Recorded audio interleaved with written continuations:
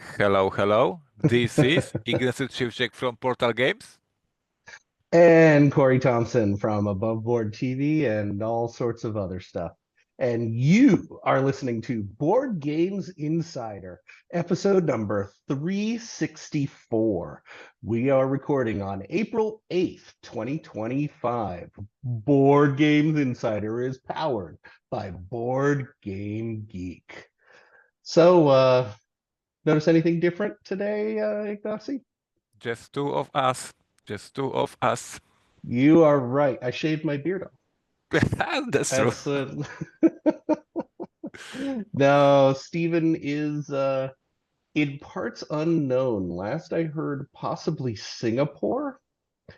So Stephen is, of course, on one of the big trans-Pacific cruises that's going to last about a month. So today is a travel day for him. I think he's actually on a 17-hour plane trip to Singapore to start the cruise. So there was no way to get him involved. So we can do anything we want. We can just turn this into a podcast about pancakes if you like. So What a brilliant idea. Instead of these show notes that I see here, I definitely prefer to talk about cookies and cakes. I love cookies. Cookies are, we will have the new cookie podcast. I think that's fantastic. So now I think we'll get, you're here, you can talk. I think our fans are going to have pitchforks if we don't have you talk about games. So what's going on with Portal Games and the world in Poland?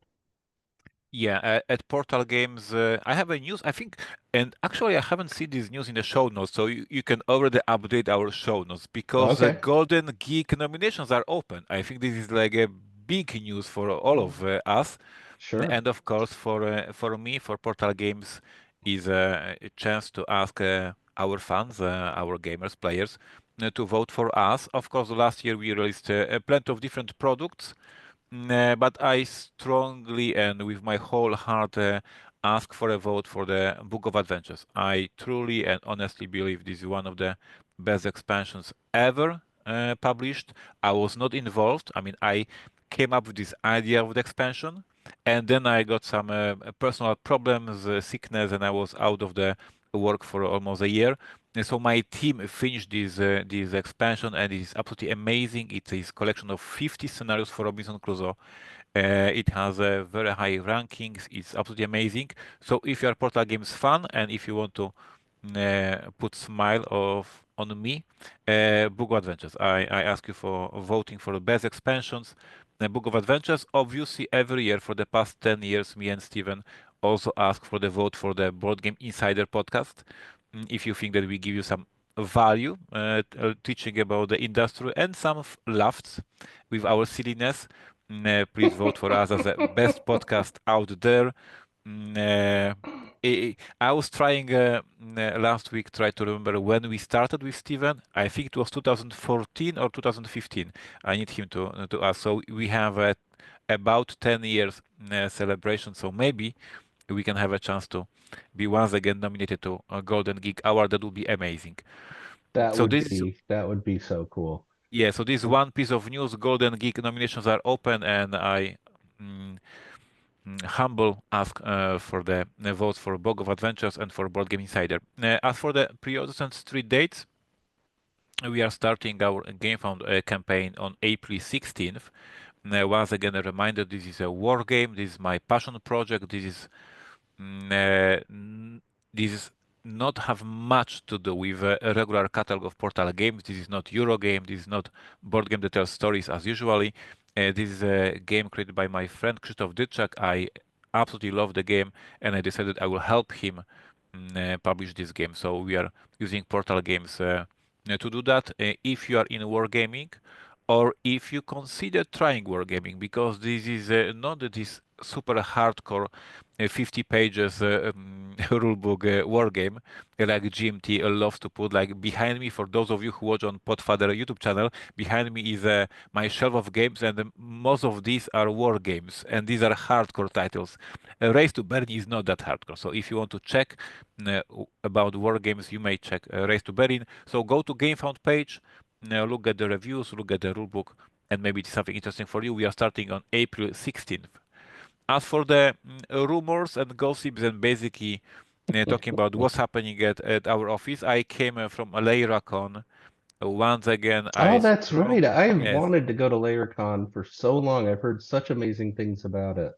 absolutely. I strongly recommend for all of you who can afford to fly to Portugal and to go to this convention. It is every year it is sold out, so be careful, prepare well. It is.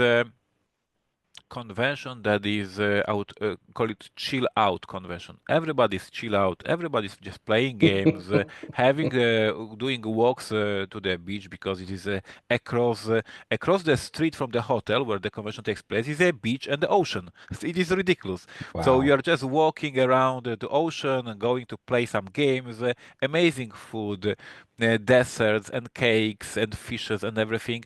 So I came back so happy, so relaxed, amazing time. So Leiracon, very unique, very great convention. I was doing demos of Bohemians, obviously. Our SN release, the feedback was super positive, and I'm very proud. So great first public demos of Bohemians. I'm very proud. Besides that, spoiler alert to what we are going to discuss in the show notes. My Mm, team here in Poland today was recalculating the whole budget for the Race to Berlin campaign. We have to recalculate everything due to the tariffs. So all the shipping costs, all the like everything from the scratch. We are starting the whole budget for the production from the scratch, and the campaign starts next week. So this is a brilliant situation. And of course, we will discuss how tariffs will disrupt the whole industry in a moment. So basically, I had a great time at the LayraCon, and then I came back to work to the reality check with the new reality happening right now with the industry. fantastic. Wow. I am so jealous about LayerCon. Yep, It you has would been love on my it. list. It sounds like my kind of Yep, convention. yep. So things here are interesting. I've been jumping all over the place. I was in Los Angeles last week, and we had a secret project going on. What it was is Confidential. it was confidential.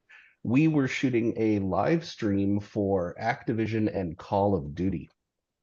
And it was an interesting live stream. We had a high-powered laser brought into our film studio, and people who were players could have their handle laser cut into a giant sheet of steel.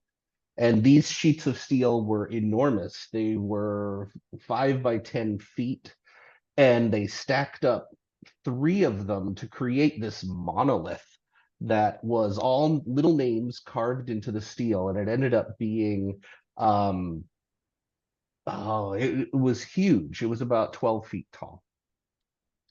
So all day, we just watched the laser carve names, and it was under very strict NDA, so I wasn't allowed to talk about it at all. But it was such a good shoot; things went so well.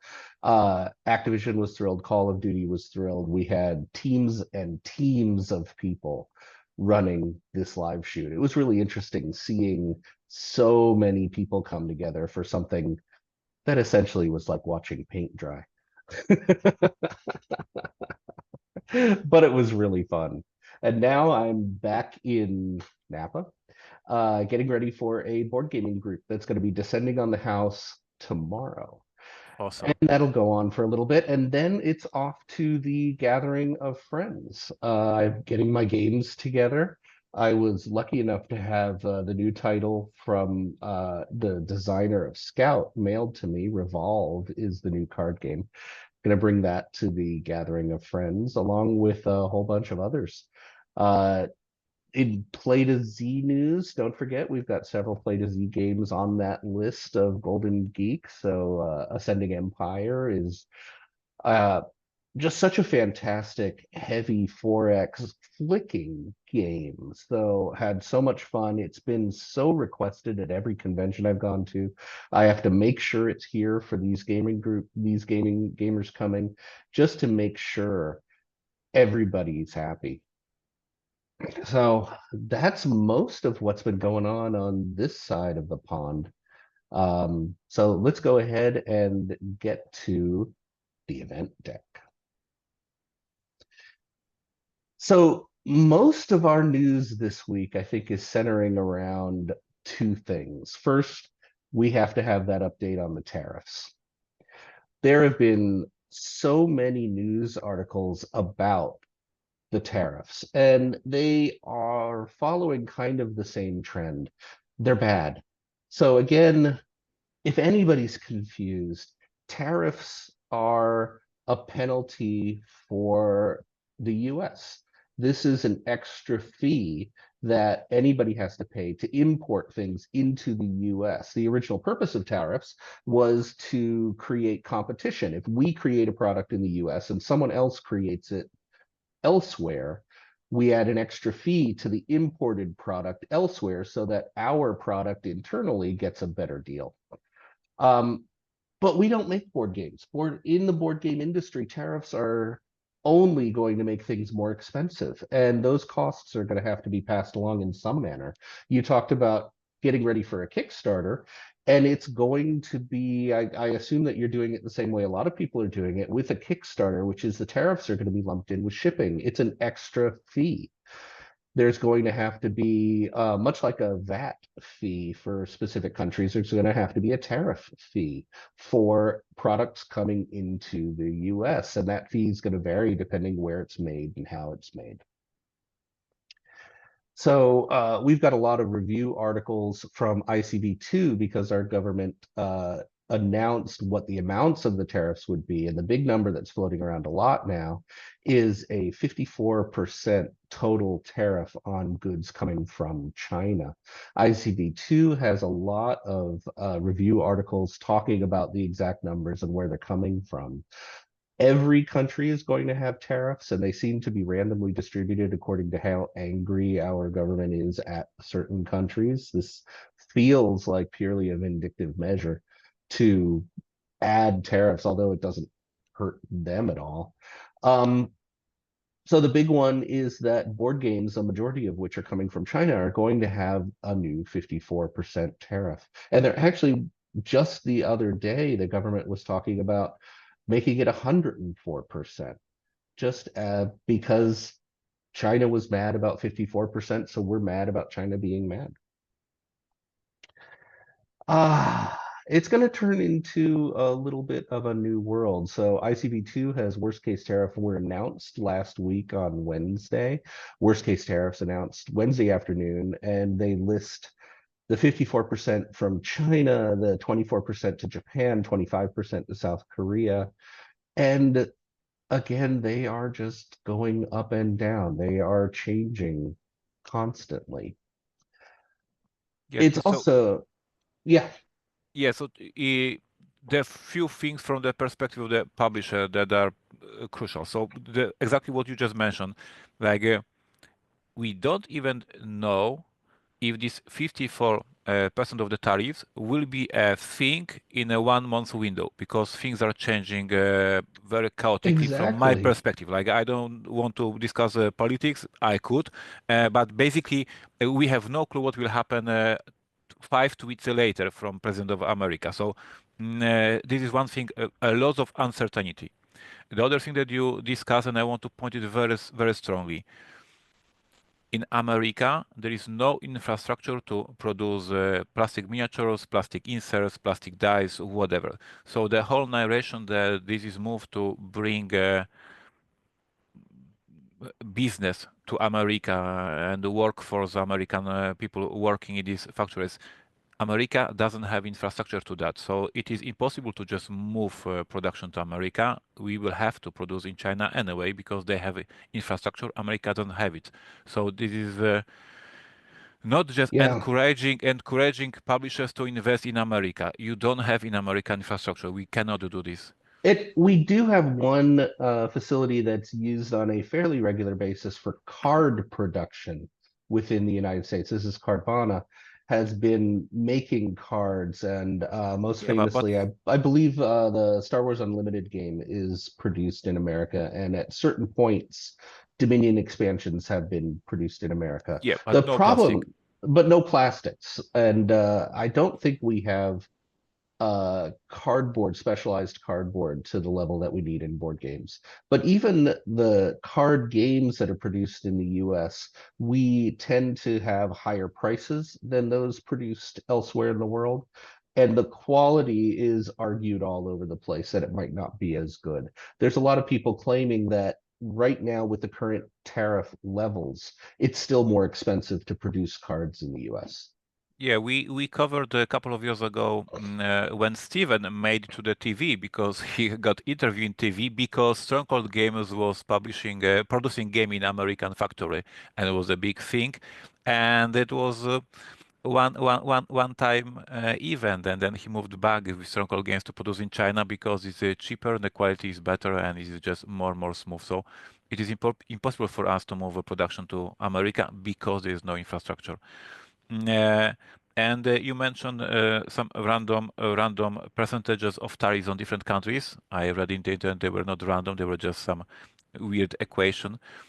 Anyway, one of the countries that is not under the tariffs is Russia. It was also discussed a lot in the social media and in the internet. Um, Yeah. Without going to politics and just focusing on board games industry, Russia has manufacturing possibilities to create board games. When I was working with Russian publishers before they attacked in Ukraine, my games like Robinson Crusoe or Detective were produced in Russia. They were doing this in Russia and selling them then in Russia. So if the whole craziness of the statement that I'm right now doing is that if you want to not pay tariffs, you move your production to Russia. This is what is happening right now in terms of the tariffs. So if there is any desperate publisher who wants to create a board game without tariffs, they will move business to Russia. This is what's happening right now. It's craziness right now, and things do change day by day. Um, Again, on ICB2, there's a column, an opinion piece by Scott Thorne that has a very good summary of, as a publisher, exactly what the costs would change to. If a game costs X amount and the tariff is at this level, this is where it will be. This was where it'll pass on. And again, this is arguments about how to produce games and who is going to pay for that tariff fee, which of course it's going to be the end consumer. We're at such tight margins in the board game industry. Most board game publishers could not survive absorbing the cost of that tariff on their own. Yes, if I can, on top of that, so when there were before it was rumors, information, the Donald Trump was saying that he will introduce tariffs, and there was of course discussion and some debates, and you could hear some publishers saying we will try to hide it in our margin to know the increased price, but with 54% you cannot get it. Like you cannot do it as a publisher margin. You have to pass this cost on customers. If the tariff would be 10%, 15%, we would be debating if we can somehow make it to not touch the customers. But with the tariff of 54%, it's insane. And one thing that we need to cover, which is the most terrible in my opinion, is all the crowdfunding campaigns who were already funded, who in some cases Yeah, a are lot like the produced, shipping and crisis. This they is a are fee on that's the popped ship. up Yeah, mid. Yeah. yes, and they are on the ship. Many companies will go out of the business. This is terrible, and this is facts. Like if you produce, like for instance, 5,000 games, you paid for the manufacturing, the games are on the ship, and suddenly you learn you need to pay additional 50%, and you will not pass it on the customer because the customer already paid you in the campaign. So I want to say I'm super sorry for all of those you who are affected by that, and some companies will be out of the business. This is as brutal as it is. It's true. It's true. The other big thing that we need to talk about in the news is the ongoing debate over the Diamond Comics bankruptcy and the sale of Alliance. So Diamond Comics was an absolutely enormous infrastructure for comics and board games, and owned by Diamond Comics was Alliance Distribution, one of the major distributors for board games. And now that Diamond has gone under, there was an auction sale of Alliance. A little bit of history. Alliance, there was a stalking horse bid that was a bid created before the bankruptcy happened that was kind of a guarantee we will buy this. And this was from Universal, which was one of the major distributors within Canadian, Canada. right? Mm-hmm. And what happened, and this is again from ICV2, is apparently there was a lot of stuff going on within this auction. And if you look on ICV2, it just showed up this morning that a lot of the details of what happened during the auction were revealed. So apparently, Alliance had its stalking bid, and they went in together with a company called Ad Populum, which is a parent company of WizKids and NECA, N-E-C-A. Together, their bid was enough to beat uh, everybody. But the argument is, could joint this joint bid be considered a real bid? So the winner, which was announced before, is another company called Alliance Entertainment, that does a lot of distribution. Alliance Entertainment's initial bid was 51 million. And at the end, they were bid up to 72 million for Alliance distribution. But now a lawsuit is underway that Universal feels they should have won it with their joint bid. And Alliance Entertainment is suing them to maintain the winning bid. So this is a really interesting ongoing thing still going on. The sales, again, in ICV2, there was a lot of debate about bonuses going to key employees. And there were lawsuits about these bonuses, of whether they were legal or not. So the sale hearing was delayed a little bit, and these bonuses were approved. And these are a lot of people high up within Alliance. We're getting paid for the sale, which is not an unusual thing. And then some of these bills were pretty large. So it was 23 different employees totaling $250,000. So more ugliness going on around the entire bankruptcy plot. So, did you have any other comments about all No, the stuff going on? I just know that we'll be covering this for another 6 months at least. It will just drag and drag and drag and. It's an interesting one in that there's a new news story every couple days, which Yeah. feels very fast. But every news story is opening up another extension of the hearing, so there will be another decision, another news story. So it is a fast-moving issue going on, but it's a fast-moving thing that keeps having new pieces added every single time we look at it. So I don't want to give too many details because none of this seems to be final yet. Um, it's just more and more and more news. So the biggest one now, Alliance Entertainment is suing Diamond Comics over the sale because they feel that they've been cheated, and they're trying to decide who's going to win for real. Is it going to be this joint effort with Universal and Ad Populum, or is it going to be Alliance Entertainment? And anytime there's this much money involved, there's lawsuits and people try to force their way. So we've got a couple more news stories, more at home within the industry. Yeah, It's kind of nice having news stories yeah. that aren't bankruptcies, lawsuits, and tariffs.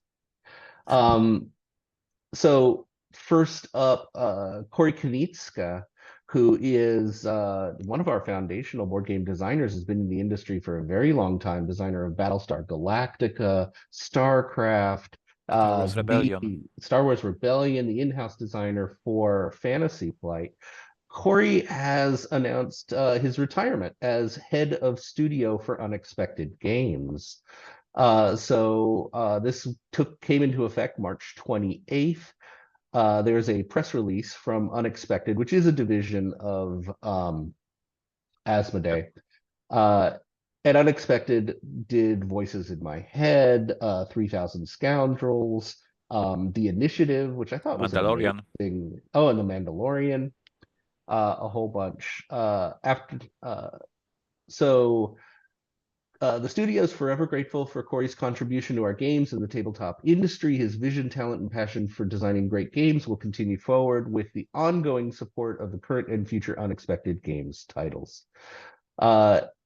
And Corey has hinted that he's going in a totally different direction, that he's looking for more outlets for creativity, perhaps not even in board games.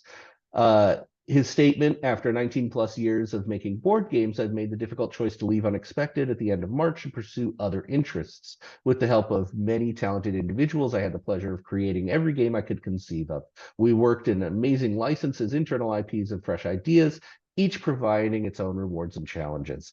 After living and breathing board games for so long, my muse yearns to travel beyond the tabletop.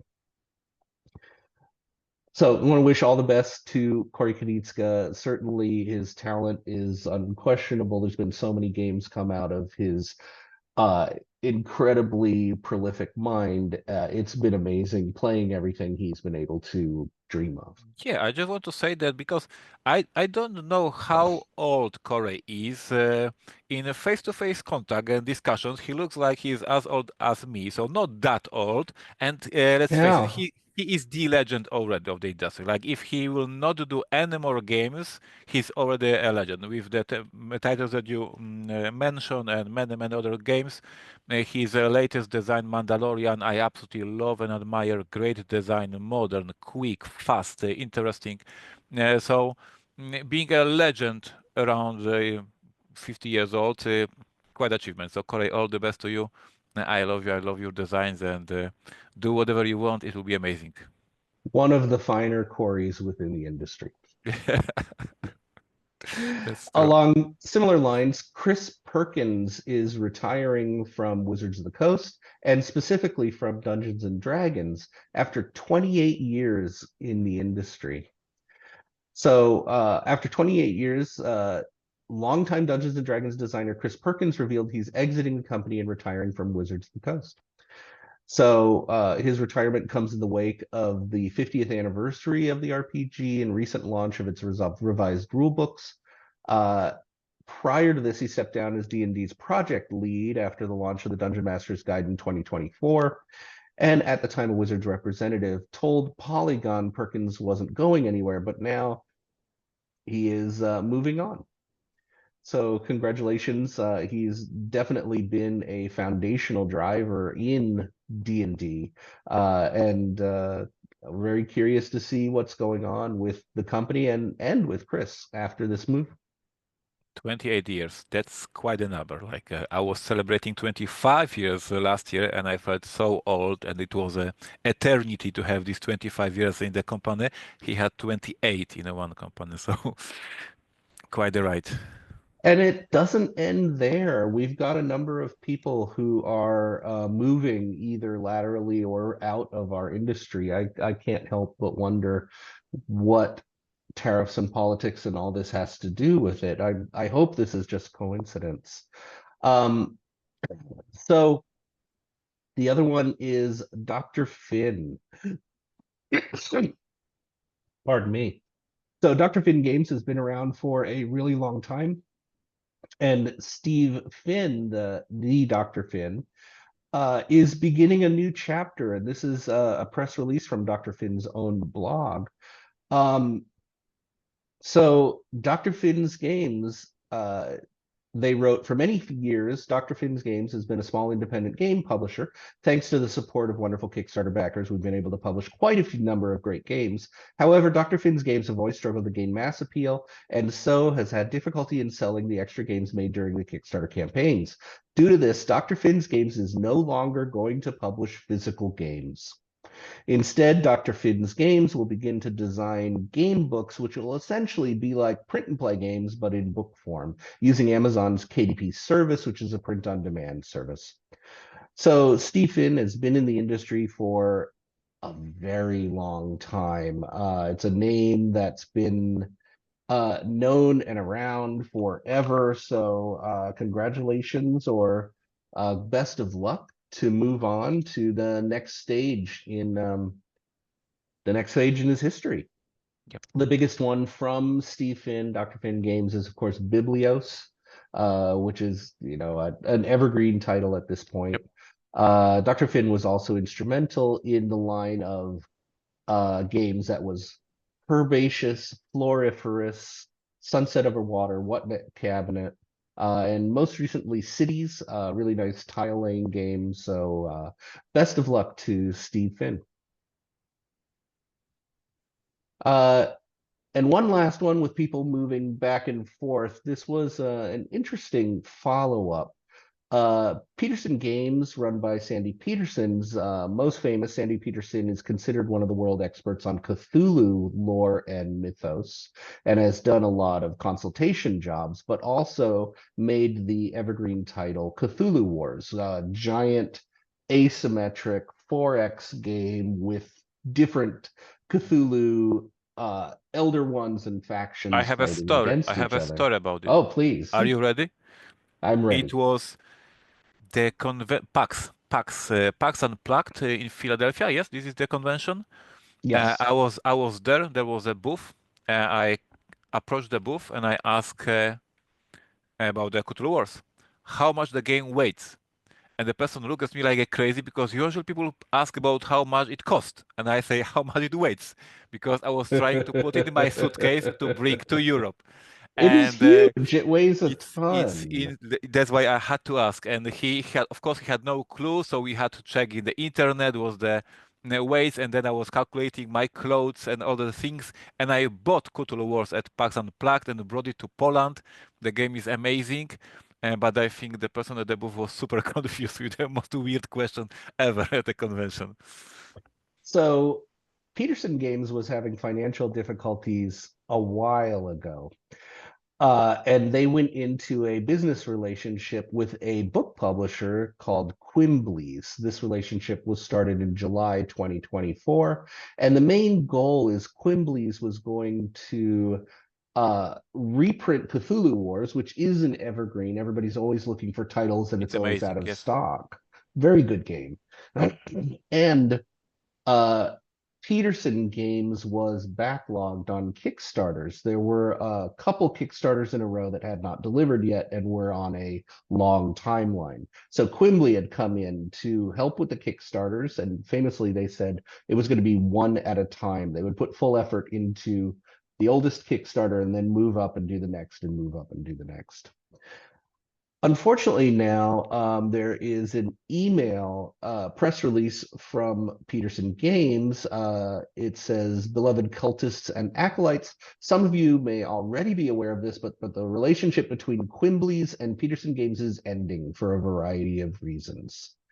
Um, so that relationship is done, and there's going to be a reorganization and trying to figure out where these games are going now.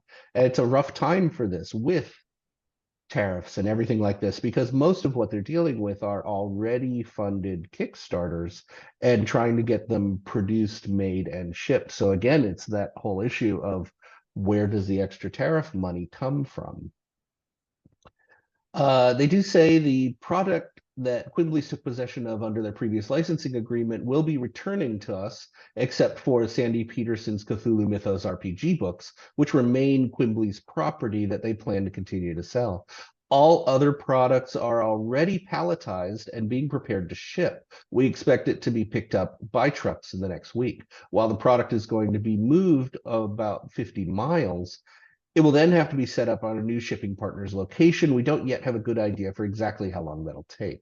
So we're in flux, and we're waiting to hear what's going to happen to some of these Kickstarters in limbo, especially. So best of luck to Sandy Petersen and Petersen Games Yes. for finding new partners. Our last story that we have is a little bit of a sad one.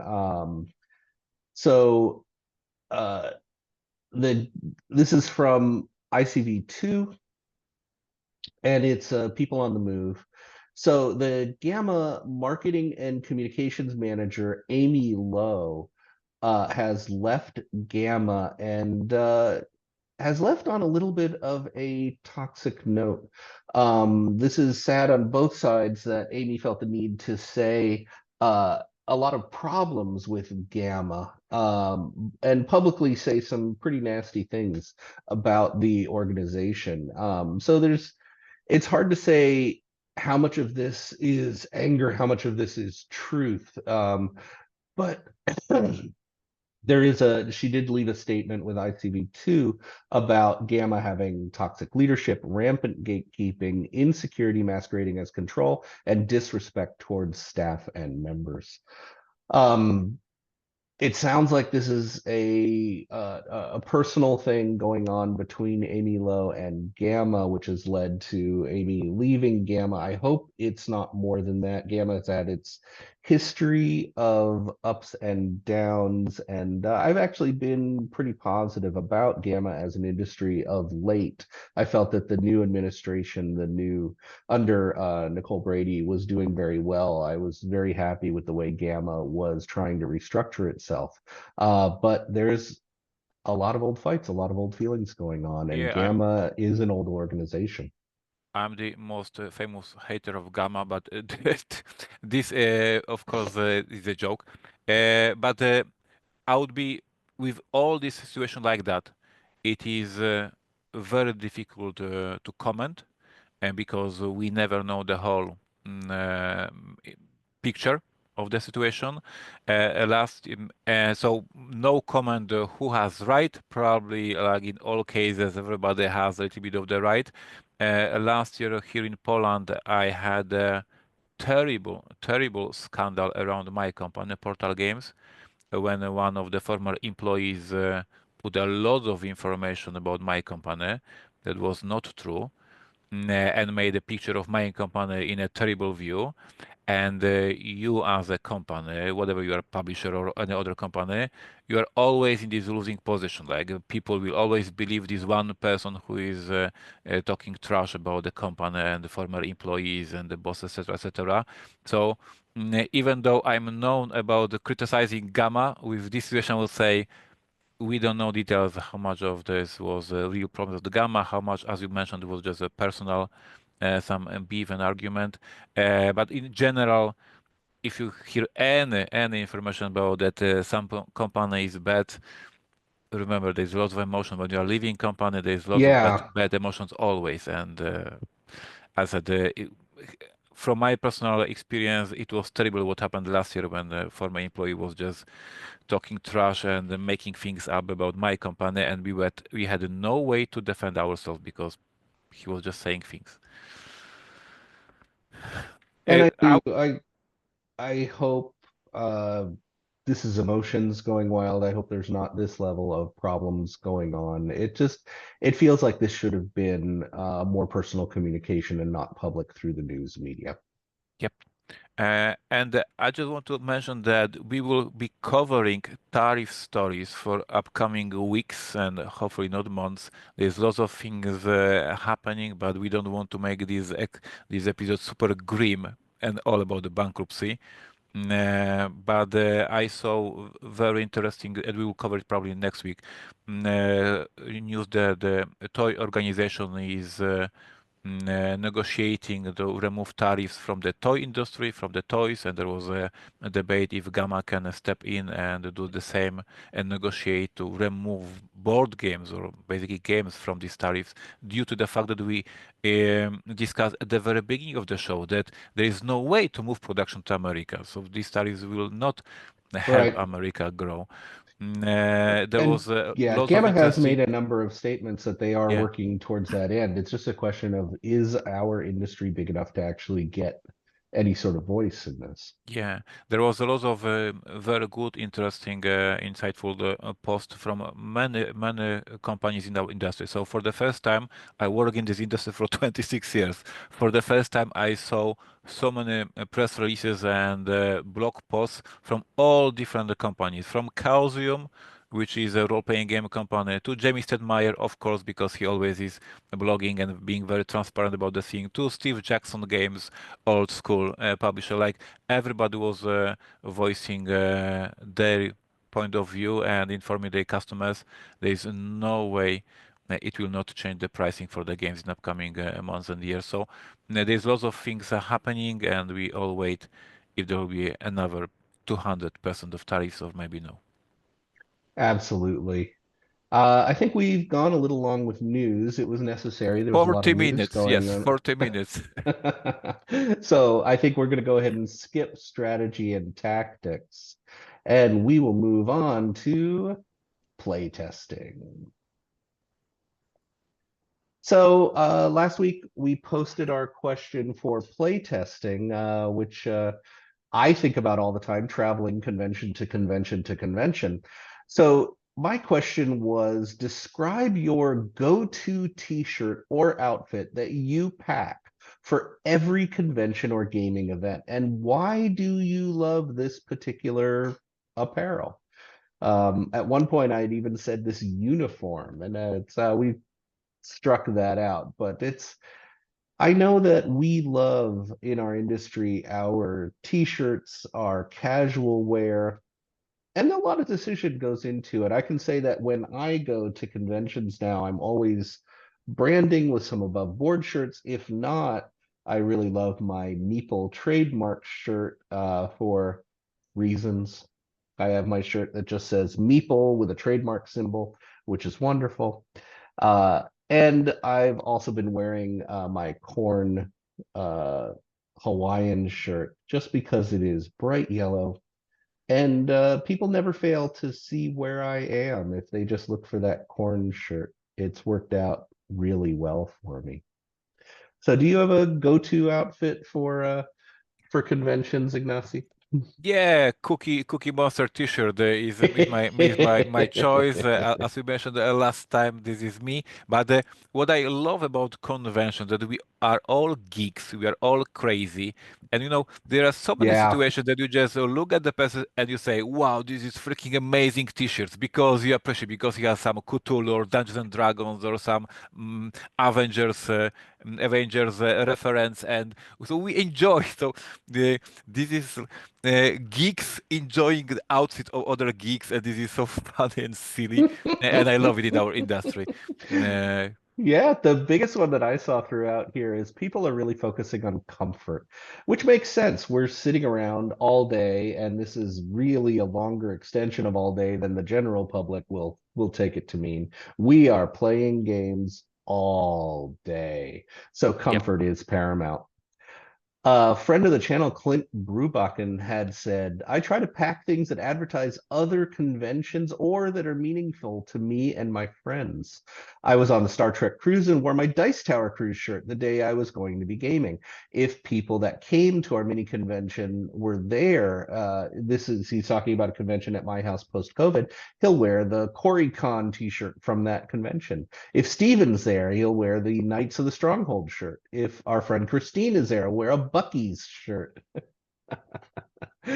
Bucky's is a chain restaurant with an almost Yep. cult following for snacks. That is Also, a wonderful one. And probably one or two Weird Al shirts because everyone loves him and I always get comments on them. And almost never wore pants. Normally shorts or kilt at least one day. we have a Kurt from Belgium. He is a Portal Games fan. He says, I used to wear the Portal Demo Team t-shirts, them missing these days. And now I tend to wear my Captain Meeple, Laukat from Blue Pack, Pink Pack, or Inara from Firefly t-shirt. So once again, we see either our favorite movie or our favorite game or our favorite publisher. This is our manifesto. Yes, when we go to the convention, we say, I love that. This is my thing. This is what I love. So I appreciate it. Absolutely.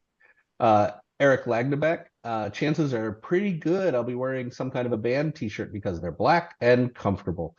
I also have some Star Wars and Lord of the Rings t-shirts, also black. I'm wearing them because they're black and comfortable. So I get the impression that he goes for black and he goes for comfortable.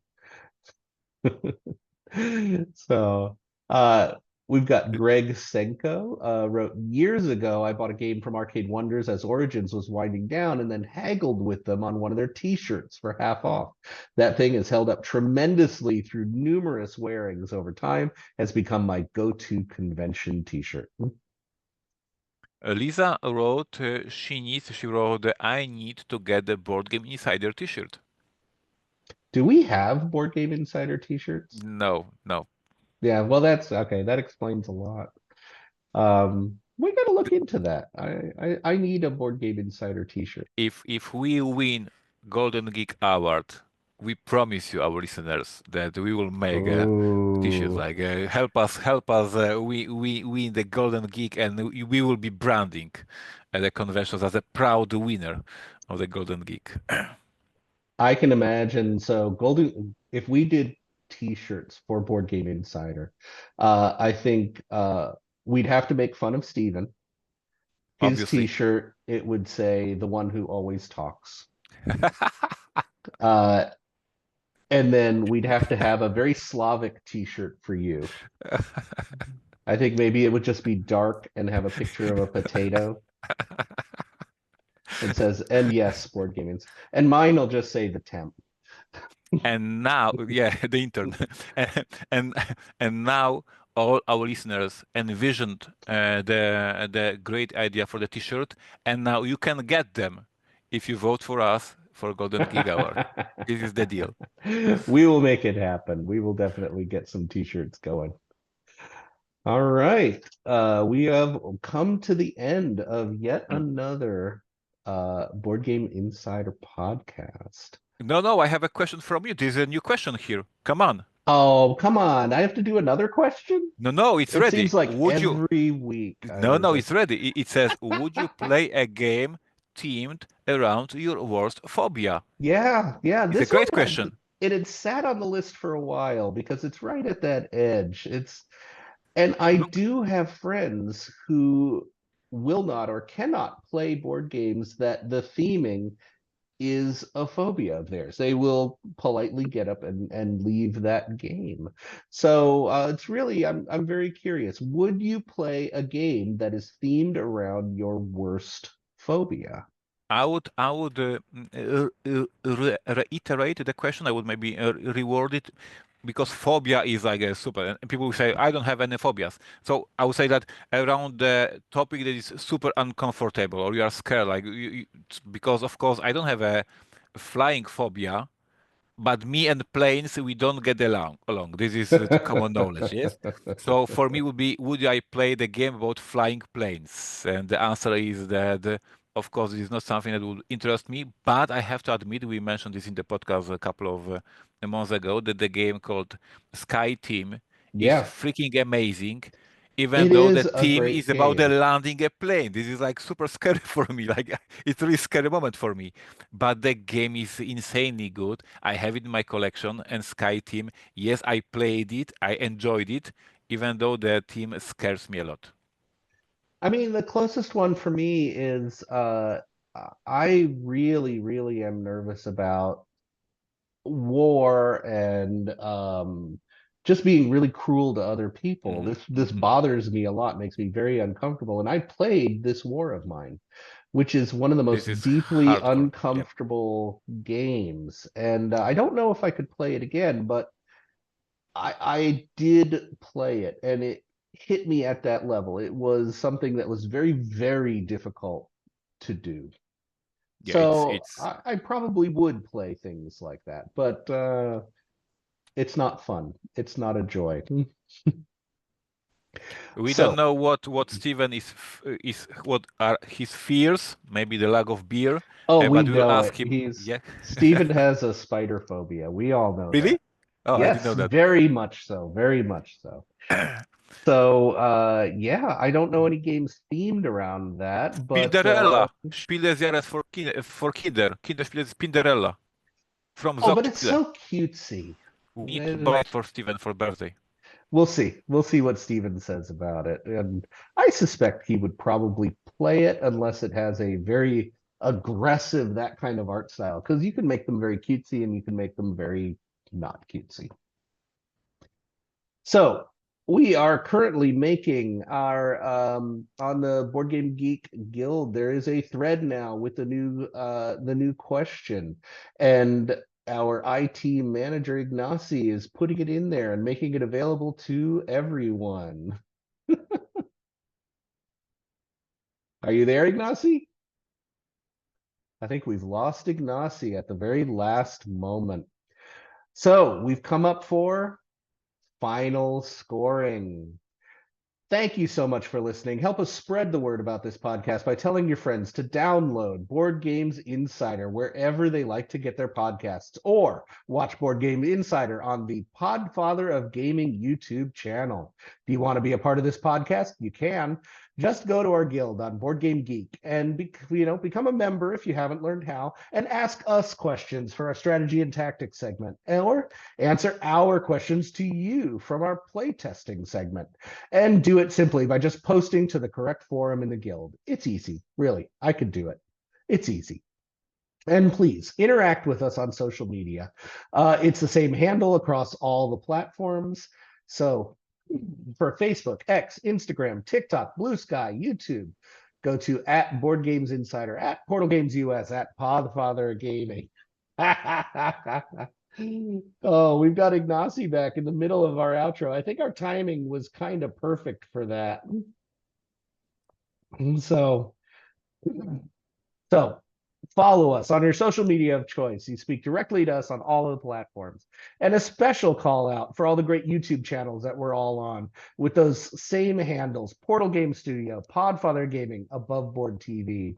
We'd really love to see you in person at an upcoming convention. I'm going to be at Gathering of Friends. I'll see a couple friends, but we've got around the corner. We've got the summer conventions looming up. So we've got Gen Con, Origins, Essen, all those goodies.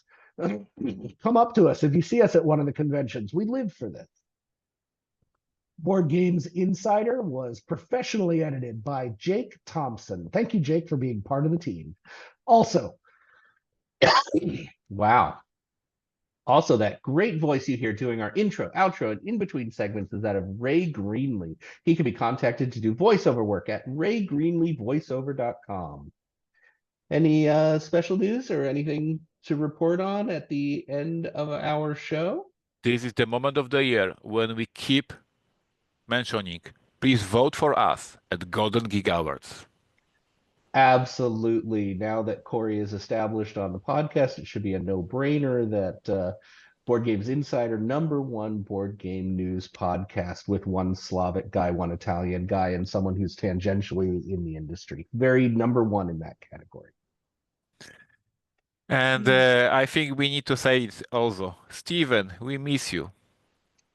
Absolutely, absolutely. We make fun of Steven all the time, but he is really good at driving this and running this. And this is Steven's passion project. So it feels a little emptier when he's not around. Also, he's a dork. Thank you for watching. Thank you for listening. Have a great, great week and talk to you next week. All right, we'll see y'all later. And I need to figure out how to stop the recording.